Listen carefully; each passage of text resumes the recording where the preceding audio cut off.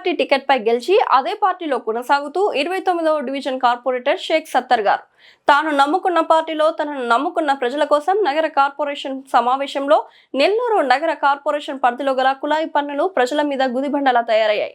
ఇది తక్షణమే కట్టకుండా ఉంటే కోర్టుకు లాగుతామని కార్పొరేషన్ సిబ్బంది ప్రజలకు నోటీసులు ఇచ్చి భయభ్రాంతులకు గురి చేయడం గురించి మరియు తక్షణమే వాటికి ప్రత్యామ్నాయం చూడాలని ఈ రోజు జరిగిన కౌన్సిల్లో 29వ డివిజన్ కార్పొరేటర్ షేక్ సత్తర్ గారు సభా సమావేశంలో ప్రస్తావించడం జరిగింది. జనవరి మాసంలో తీసిన డిమాండ్ నోటీసులను 1.5 నెలలు సర్వ్ చేసి ఆగమేఘాల మీద పన్ను కడతారా లేక చస్తారా లేకుంటే కోర్టుకు ఇస్తామని భయాలకు గురి చేస్తున్నారు. ఎప్పటికప్పుడు వసూలు చేస్తున్న పన్ను మన నిర్లక్ష్యం వల్ల బేరబెట్టి వేలకు వేలు ఒక్కసారి కట్టమంటే ఎక్కడ తెచ్చి కట్టాలి. వీరంతా రెక్కాలంటే డొక్కాలు నిలిపేదరు. అదేవిధంగా ఆన్ ఆథరైజ్ ట్యాక్స్ కమిషన్ పేరు మరో బెదిరింపు. ఒక ఇంటికి కొళాయి వచ్చిందంటే అది ఏ రాజకీయ నాయకుడు లేదా మన సిబ్బంది మనం మాత్రమే ఆ ఇంటికి కొళాయి వచ్చింది. ఆనాడు ఆ కొళాయి కనెక్షన్ కోసం ఏదో కొంత వాడు ఉంట చెప్పే ఉంటారు.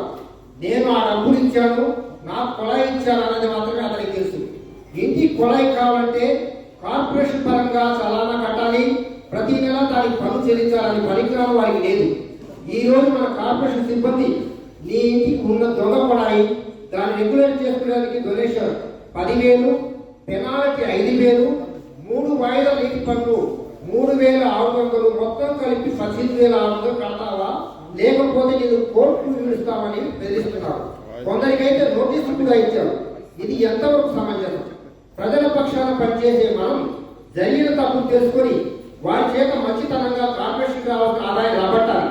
అలా కాకుండా వారిని భయప్రాంతం చేయడం ఎంతవరకు సమంజసం అంటారు.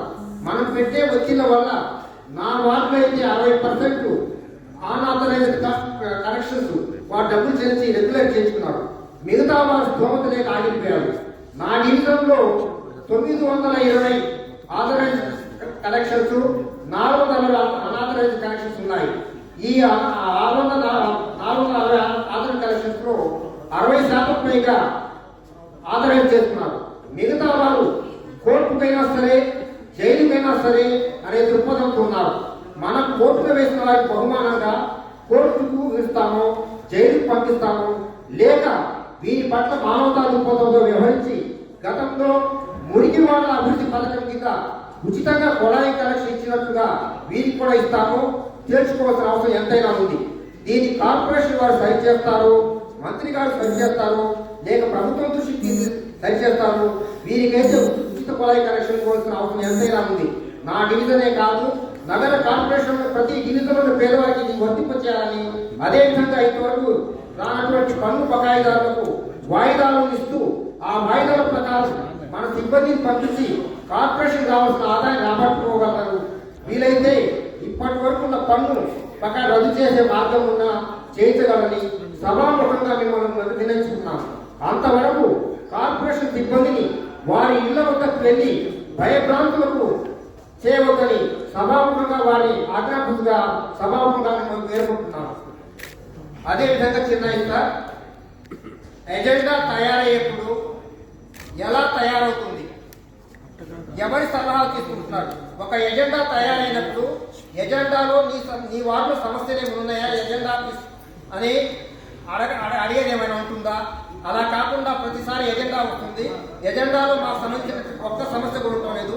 ఈ ఎజెండా ఎలా తయారవుతుందో దాన్ని కూడా తెలియజేస్తే బాగుంటుంది. తెలియదు.